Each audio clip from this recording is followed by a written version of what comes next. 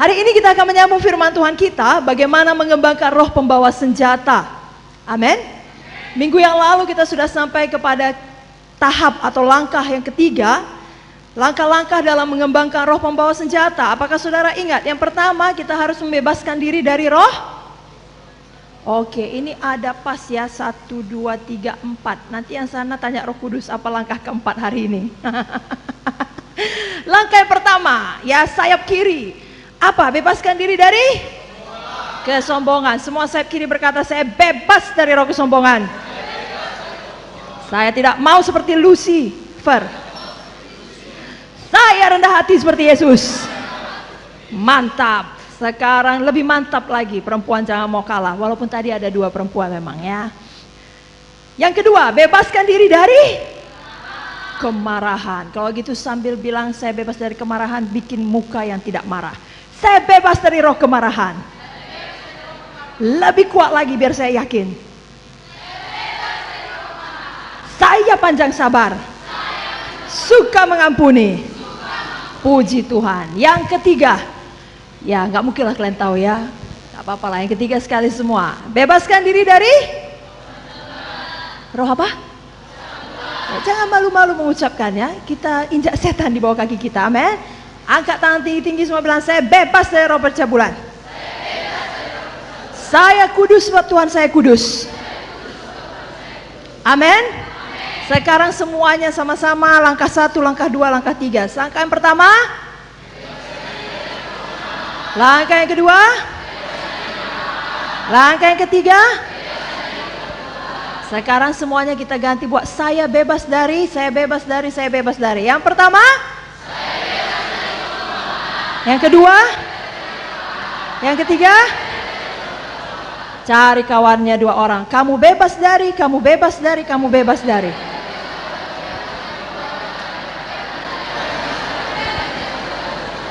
Baik, orang-orang yang bebas katakan amin. Bagus sekali, bagus sekali. Dan yang keempat, kita akan lihat pada sore hari ini, kita harus membebaskan diri dari roh kepahitan. Bebaskan diri dari kepahitan, amin.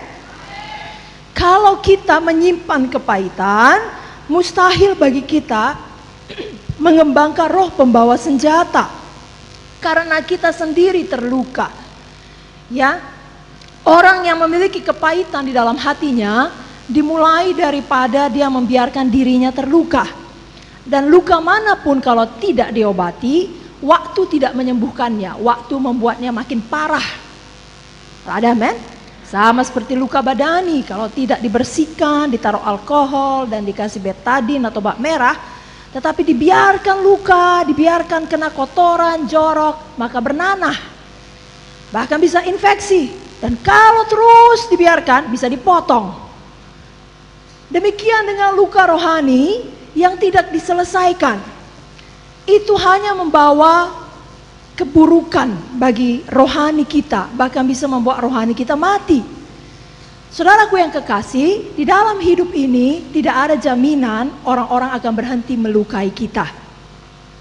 Amin. Bahkan saya mau katakan terus terang, orang-orang akan terus melukai kita, dan kita pun akan terus melukai orang. Karena kita belum sempurna. Amin. Kadangkala karena kita kurang sensitif, kita melukai orang. Tidak ada maksud kita menyakiti dia dengan sengaja, tapi hatinya sudah terlukai. Betul? Jadi kalau kita tidak hati-hati dengan jebakan setan dan membiarkan luka itu tetap di dalam hati kita, maka kita terikat roh kepahitan. Dan roh itu lama-kelamaan akan melumpuhkan kita. Hari ini biar kita belajar untuk melihat tanda-tandanya. Kalau tanpa kita ketahui kita ada di dalam jebakan musuh ini. Kita mandi tiap hari, pergi kuliah, pergi kerja, pergi sekolah dan melayani dan melakukan rutinitas kita, tanpa disadari kita diikat oleh kepahitan. Hari ini kalau ada kita masih di dalamnya, mari kita bebas. Bukalah Ibrani 12 ayat yang ke-15.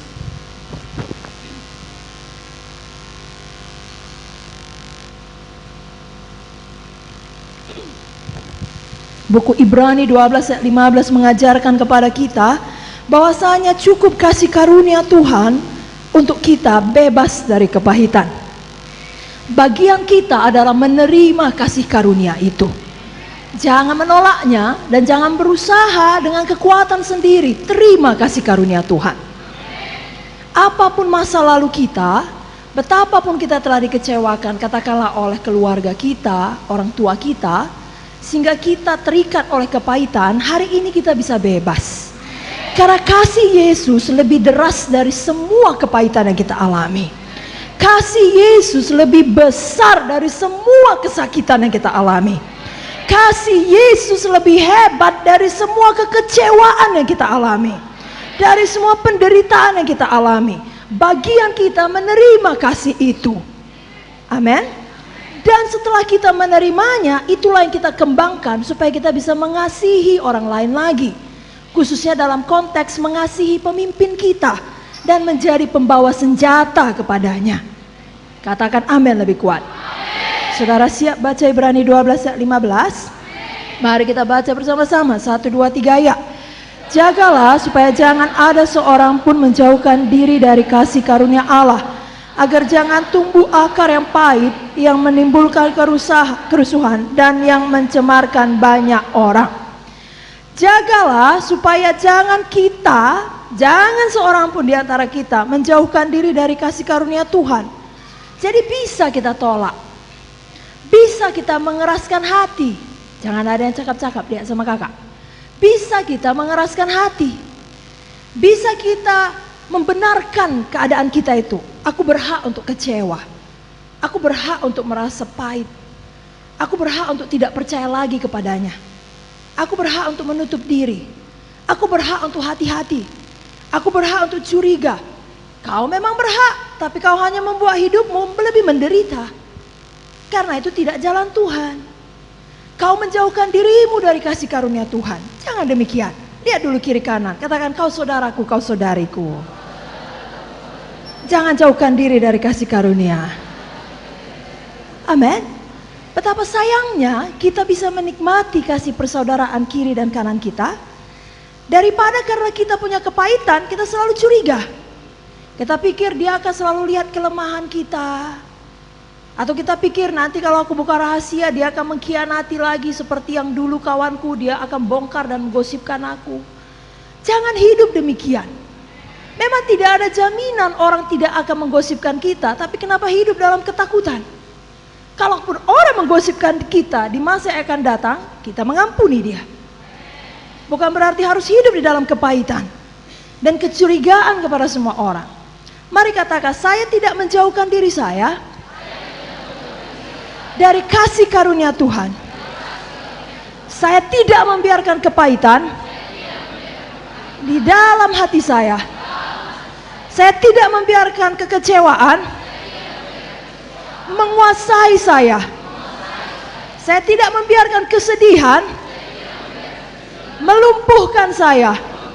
Di dalam nama Yesus, tutup mata saudara, katakan, di dalam nama Yesus, saya mengampuni semua orang yang telah menyakiti saya, yang berulang kali menyakiti saya, yang dengan sengaja menyakiti saya.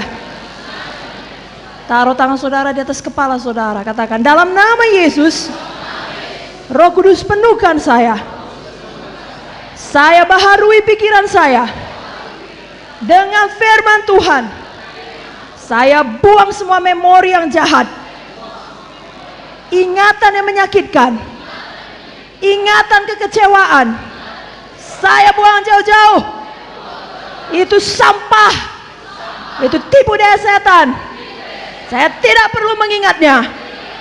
Saya memikirkan apa yang baik, apa yang mulia, apa yang adil, apa yang manis, apa yang suci, apa yang sedap didengar, apa yang patut dipuji, yang disebut kebajikan, kebaikan orang lain, berkat-berkat Tuhan. Itu yang saya ingat, itu yang saya pikirkan. Dalam nama Yesus, roh kepahitan, pergi kau. saya bebas. Saya ampuni semua orang. Saya ampuni keluarga. Semuanya. Siapa saja. Di dalam nama Yesus. Saya bebas. Dan semua yang bebas katakan. Katakan. Berikan dulu kemuliaan untuk Tuhan Yesus. Dalam nama Yesus saudara bebas. Dan jangan kembali lagi. Amin. Kalau pikiran-pikiran yang menyakitkan, ingatan-ingatan yang lalu itu datang, buang. Saudara punya kuasa, cukup kasih karunia tadi dikatakan. Jangan jauhkan diri dari kasih karunia. Kapan setan menyuntikkan pikiran seperti itu? Katakan tidak. Filipi 4 ayat 8 berkata, aku memikirkan barang apa yang benar, mulia, adil, suci, manis, sedap didengar, patut dipuji, disebut kebajikan. Itu yang kupikirkan. Kolose 3 berkata, aku memikirkan perkara yang di atas. Ini kejahatan-kejahatan orang yang telah melukaiku ini enggak perkara yang di atas. Ini tipu daya iblis untuk membuatku merasa sakit, merasa kecewa, merasa pahit terhadap dunia ini, terhadap orang, terhadap siapa sajalah. Dalam nama Yesus aku buang. Amin. Saudara bisa melakukannya. Saudara yang berkuasa atas pikiran saudara. Katakan amin. Bapak founder kita dulu, Bapak Munte dan Ibu Munte sering menerangkan kepada kita, kita tidak bisa melarang burung terbang di atas kepala kita, tapi kita bisa melarang dia membangun sarang di atas kepala kita. Jadi kita nggak bisa larang setan untuk menyuntikkan itu, dia akan terus menyuntikkannya. Tapi kapan dia menyuntikkannya, saudara bisa tolak. Karena saudara punya kuasa atas setan. Katakan amin. Saya mau tanya lagi, siapa yang bebas dari kepahitan? Siapa yang mau mengampuni? Siapa yang mau memikirkan hal-hal yang baik? Bagus, kita baca Efesus 4 ayat 31. Saya katanya. Siapa anak cantik? Saya. Siapa anak ganteng? Saya. Siapa anak Yesus? Saya. Harusnya kita bawa Catherine juga agar sama-sama mereka. Efesus 4 ayat 31.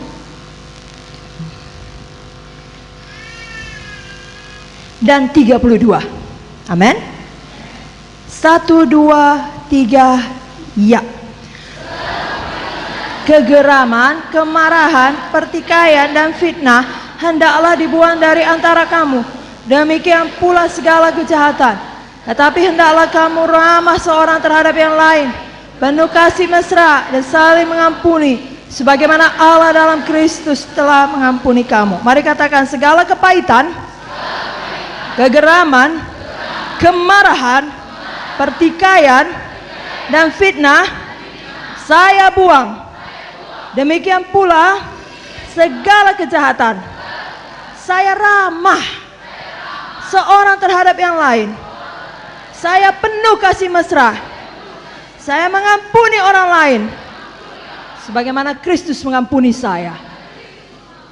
Coba dulu ramahlah. Kalau tadi kepada kiri kanan, sekarang kepada belakang depan. Coba dulu ramah. Haleluya, sayang-sayangku, salam kemenangan iman.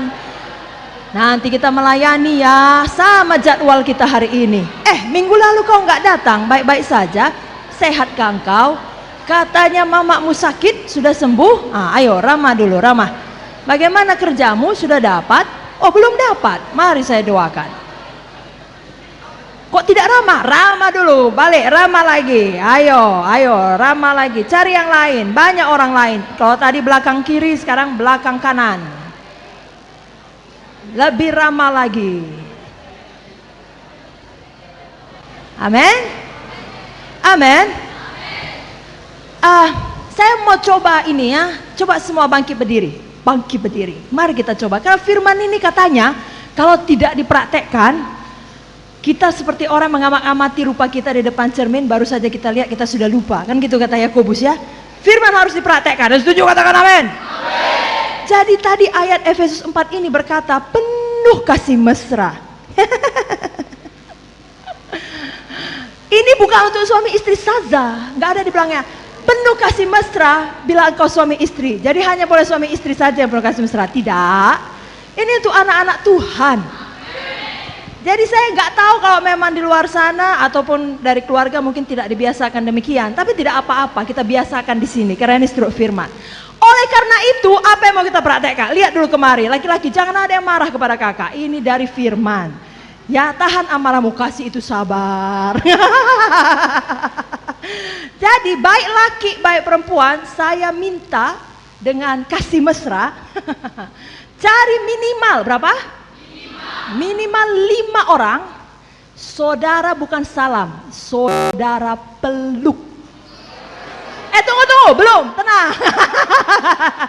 Tenang ya. Tolong jangan peluk kayak orang-orang artis-artis itu dari jauh aja. Itu nggak tahu saya, entah apa namanya, tapi menurut saya itu nggak peluk. Saya mau peluk, lalu berkati, kasih beberapa. Kenapa? Ada apa yang terjadi? Kasih beberapa ucapan Kristus kepadanya. Amin. Berapa minimal? Tapi nggak perlu sampai tangis-tangisan ya. Dan yang laki-laki nggak perlu sampai gelitik-gelitian, tolong. Dalam kasih mesra. Oke, kita mulai sekarang ya. 5 orang, mainkan. 5, jangan ada yang diam. Ayo, 5 orang. 5 orang, saya mengasihi saudara. Jangan orang yang sama, orang yang berbeda. Cari orang lain. Ya, bagus. Jangan ada kekerasan. Ya, kasih mesra.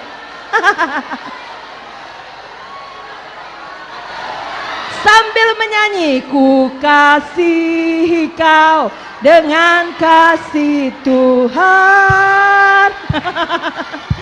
Ku kasihi kau dengan kasih Tuhan. Kulihat di wajahmu kemuliaan Raja. Ku kasihi kau dengan kasih Tuhan. Peluk, selesai. Haleluya. Sekarang sambil kita menunggu kawan kita, nyanyi dulu. Ini boleh salaman lah. Ku kasihi kau dengan kasih Tuhan. Lihat kiri kanan, lihat matanya. Ya. Ku kasihi kau. Ini laki perempuan boleh, laki perempuan boleh. Yes. Kulihat di wajahmu senyum lebar kemuliaan Raja. Ku kasihi kau dengan kasih Tuhan. Lagi. Oh, ku kasihi kau dengan kasih Tuhan. Laki perempuan, kasihi kau dengan. Tolong coba salam ke PWMC. Salam dulu, lari-lari. Kulihat di wajahmu kemuliaan Raja. Ku kasihi kau dengan kasih Tuhan. Dalam Yesus, dalam Yesus. Lagi sampai ke sana. Kita bersaudara dalam Yesus. Kita bersaudara, dalam Yesus. Kita bersaudara, sekarang dan selamanya dalam Yesus. Kita bersaudara. Ku kasih kau dengan kasih Tuhan. Ku kasih kau dengan kasih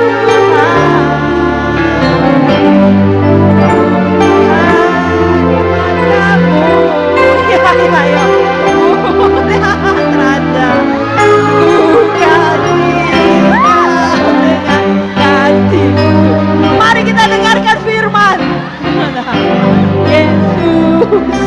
Ya, kita bersaudara. Ya sayang. Dalam Yesus kita bersaudara. Ya sayang. Sekarang dan selamanya dalam Yesus. Kita bersama pegangan tangan dalam Yesus.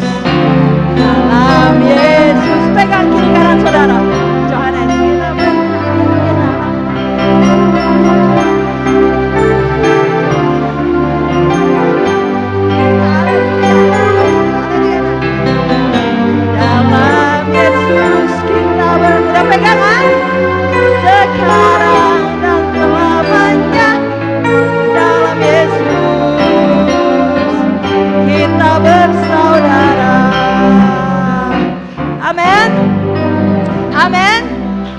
Ambil waktu 1 menit, doakan kiri kanan saudara. Ayo mari kita berdoa. Bapak yang baik, limpahkan kasih-Mu kepada saudara kami ini.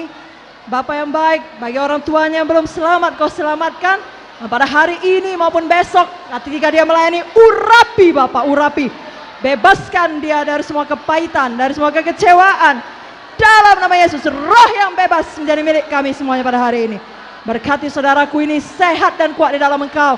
Masa depan yang indah Kau berikan dalam hidupnya. Dan kami matakan segala kutuk dosa, semua roh jahat iblis, semua pekerja-pekerja setan, tinggalkan hidupnya di dalam nama Yesus. Dalam nama Yesus kami berdoa dan semua kita berkata amin. Are you happy? Yeah, please take your seat. Haleluya.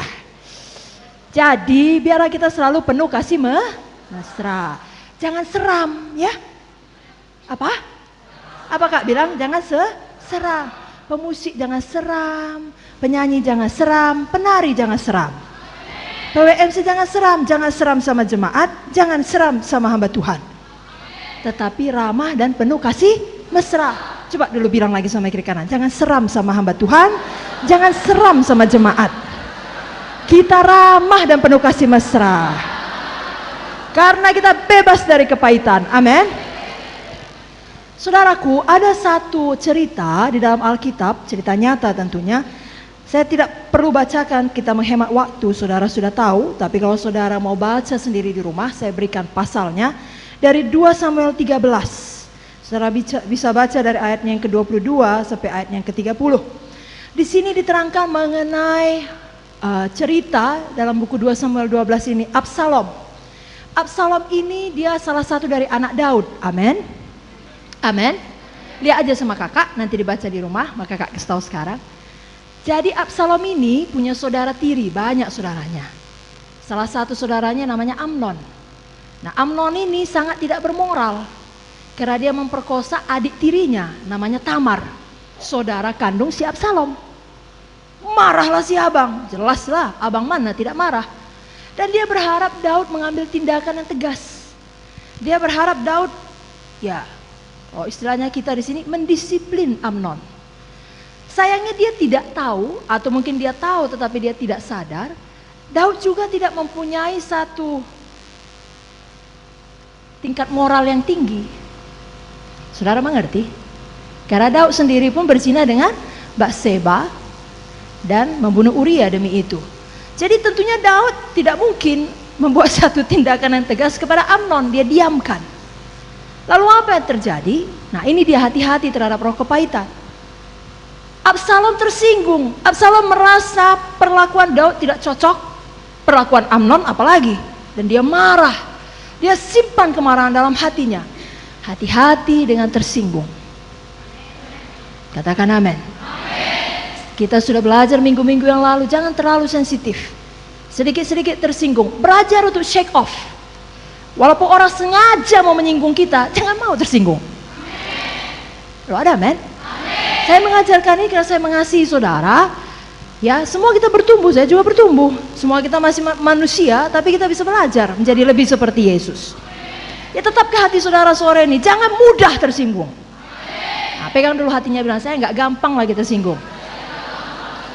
Lalu hati-hati, apa yang dilakukan Absalom berikutnya? Dia diam. Setelah dia tersinggung, gak semua orang langsung vokal. I'm gonna kill you. Enggak. Diam. Nah saudara mungkin punya pribadi yang sama seperti Absalom ini. Kecenderungan yang sama. Saudara memang gak menunjukkan muka yang everybody has hurt me, I'm gonna hurt you. Enggak. Saudara tampak biasa muka. Saudara diam tapi di dalam membara. Kata orang dunia, oh jangan amen itu.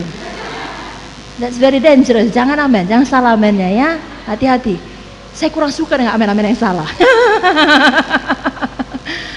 Ya, jadi ini saudaraku, Absalom ini di dalam dia membara.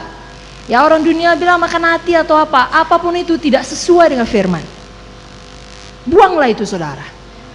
Kapan saudara udah mulai pasif, diam, saudara hanya menjalankan rutinitas tanpa adanya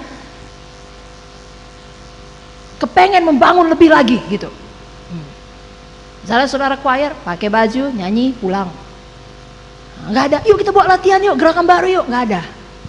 Atau saudara pemusik, saudara penyanyi, habis kebaktian 2, masing-masing kocar kacir cari makan sendiri. Nggak ada bilang, yuk kita latihan lagu baru ini apa itu, nggak. Diam, pasif. Itu biasanya roh kepahitan ada. Mungkin nggak kepada gereja ini, mungkin karena pekerjaan, mungkin juga kepada gereja ini. Tapi apapun itu, mari hati-hati dengan jebakan musuh dan bebaskan diri saudara. Anak Tuhan itu, namanya anak Tuhan, Tuhan kita itu Tuhan yang aktif. He's always up to something new. Kan gitu Tuhan kita. Dia nggak pernah berhenti, selalu ada yang baru. Makanya kasih karunia-Nya baru. Dia aktif dan dia kreatif. Jadi nggak cocok kalau kita anak-anak Tuhan pasif. Saudara pemusik, saudara harus selalu kreatif. Penyanyi kreatif, penari kreatif. Ada, amin. Dan aktif dalam membangun PWMC ini. Demikianlah saudara bisa menjadi armor bearer yang baik. Aktif bagaimana supaya lebih banyak anggota baru bergabung. Bagaimana yang lama mau datang kembali. Bagaimana supaya kita bisa lebih baik lagi. Dan bisa membuat rekaman misalnya. Atau bisa seperti yang saya bilang selalu. Orang-orang berkata jangan sampai terlambat. Jangan sampai kehilangan satu lagu pun. Luar biasa itu urapan semuanya PWMC. Begitu. Jangan pasif. Absalom ini kalau saudara baca nanti 2 Samuel 12 ini. Maaf 2 Samuel 13 ini. Dia pasif selama 2 tahun. Dia tidak berkata yang baik, dia tidak berkata yang buruk. Tuhan gak suka itu. Tuhan berkata, orang yang mediokritas namanya suam-suam kuku. Aku muntahkan. Lebih baik engkau dingin atau engkau panas. Begitu kata Tuhan. Jadi jangan pernah mau mediokritas dan diam saja. Tidak bicara yang baik, tidak bicara yang buruk. Tetapi pada akhirnya orang-orang seperti itu akan cenderung kepada hal yang jahat. Seperti Absalom ini, setelah 2 tahun dia diam saja. Setan menguasai dia, kepahitan menguasai dia. Dia membuat rencana yang jahat. Dia undang semua anak raja dan dia bunuh Amnon. Berakhir dengan pemberontakan. Dan kita tahu ujung dari pemberontakan adalah maut. Akhirnya dia pun mati dengan mengenaskan. Jangan saudaraku. Amin. Jangan biarkan maut mendatangi kita sebelum waktu kita. Dan jangan biarkan maut juga membunuh kita secara rohani. Membunuh urapan kita. Saudara masih bisa melayani tanpa urapan. Berat. Pernah? Pernah enggak? Pernah lah. Tahu bedanya? Harus tahu. Kalau saudara bilang, kapan ya melayani tanpa urapan, kapan enggak? Bahaya. Itu kayak Simpson. Roh Allah telah undur daripadanya, tetapi dia tidak tahu. Kita harus tahu. Saudara pemain gitar, saudara pemain keyboard, saudara pemain drum, saudara tahu kapan saudara diurapi. Saudara tahu kapan pengurapan itu begitu limpah kepada saudara sebagai satu tim, satu band. Dengan worship servant. Begitu easy ya, begitu saudara pikir maunya 5 kali kebaktian pun bisa. Karena urapannya sangat wah, haleluya. Tapi kalau berat, mau berkelahi kita. Yang penyanyi bilang kuncimu yang salah, yang pemusik bilang suaramu yang memang gak nyampe kemanapun. Lalu kita jangan itu ya. Jangan. Biarlah kita aktif dan penuh urapan. Dan jangan seperti Absalom ini tersinggung menyimpan kepahitan. Oke, saya berikan dengan cepat beberapa bukti yang lain bahwasanya kalau kita masih terikat roh yang pahit, ini untuk memperingatkan kita. Amin. Saya percaya kita sudah bebas, tapi jangan mau kembali lagi. Katakan amin. Yang pertama, perkataan-perkataan yang penuh sindiran dan percakapan-percakapan yang kritis. Saudaraku yang kekasih, jangan begini. Kalau kita buka mulut, jangan nyelekit. Apa kata orang Karo? Anceng, kurang ajar. Udah terlambat kita, terlambat kawan kita bilang sama dia, cepat kali kau datang ya. Itu nggak baik itu. Nah, siapa yang ngajari? Setan itu. Bagus bilang minggu depan datang kau lebih cepat. Jangan pakai perkataan-perkataan menyindir. Itu memuakkan. Mana amin ya? Coba bilang lagi sama kiri kanan. Saya cakap penuh kasih mesra. Kasih Yesus. Bukan setan Lucifer. Bukan menyindir. Bukan kasar. Bukan jahat. Bukan nyelekit. Amin. Amin. Dan gak perlu dicakapkan yang gak perlu. Saya pernah kenal orang, jumpa sama orang lain, ada saja kekurangan orang dilihatnya. Nanti masuk dia salaman ini, tetapi cuma sepersekian detik pun disempatkan yang ngomong sesuatu yang nggak enak. Salaman, kering kali rambutmu hari ini, Dek. Kok bisa ya otak dipakai untuk hal-hal begitu, hal-hal kotor? Menurut saya itu kotor.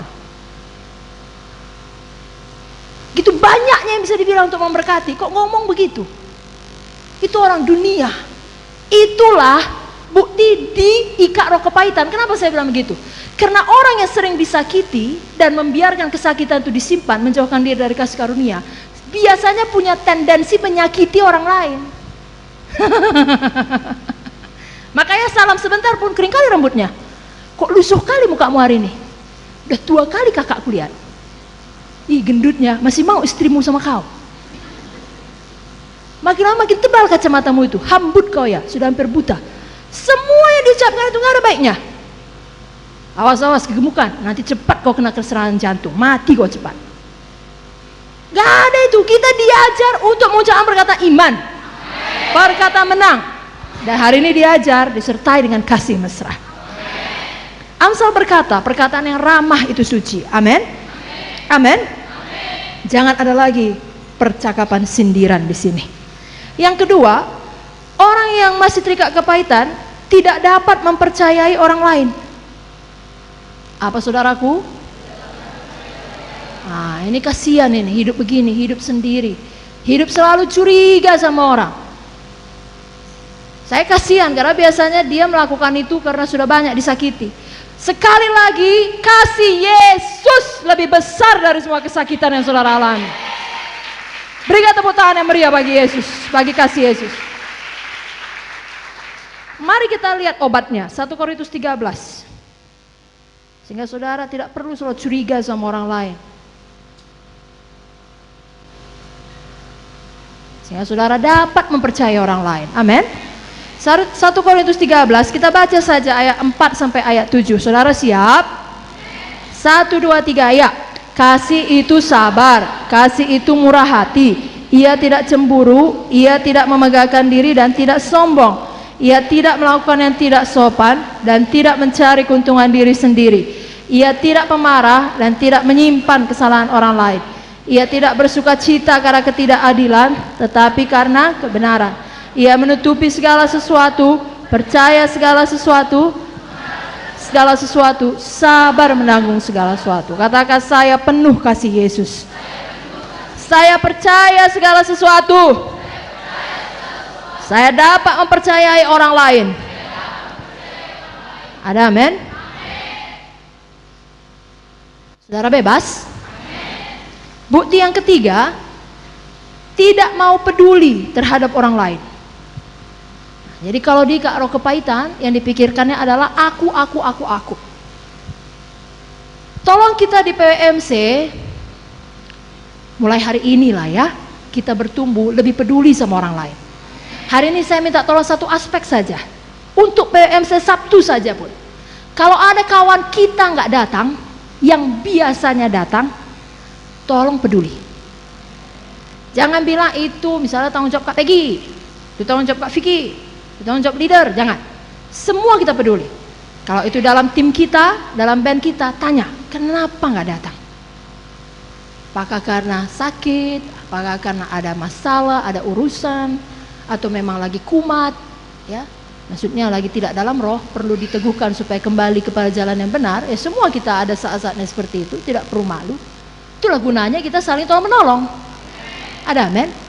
Saudara mau lebih peduli? Coba dia bilang sama kiri kanan, saya peduli kepadamu. Tolong peduli kepada saya. Baru bilang seperti ini, setia kita datang PWMC ya. Kalau nggak datang saya akan cari tahu. Bisa? Oke. Contoh yang keempat, mengasihani diri sendiri. Apa itu? Mengasihani diri sendiri. Ini tandanya masih diingat roh kepahitan, diikat oleh roh kepahitan.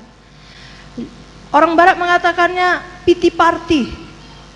Ya, betapa malangnya nasibku, betapa beratnya perjuanganku. Orang lain tidak seberat ini. hanya aku saja seperti ini. Gak ada itu. Semua kita sangat diberkati. Keselamatan jiwa saja kita miliki, itu anugerah yang terbesar. Lebih dari apapun, jangan pernah lupa itu. Kapan setan hendak mengaburkannya daripada ingatan kita, katakan, pergi kau setan. Aku ini saja selamat, aku yang tidak layak selamat. Aku yang di dalam dosa, dipilih dari sekian banyak orang, dari sekian miliar orang. Dipilih Tuhan, bukan hanya untuk selamat, tetapi untuk melayani Tuhan. Jangan pernah merasa, ya saudara, paling beratlah perjuangan saudara. Saudara nggak tahu betapa beratnya perjuangan Paulus dulu, atau perjuangan hamba-hamba Tuhan di Alkitab ini. Kita nggak ada seberapa, saudaraku. Mari praktekkan firman Tuhan yang kita dengar selama beberapa minggu ini. Setia, setia, setia, setia, setia. Amin. Dalam keadaan buruk, dalam keadaan baik.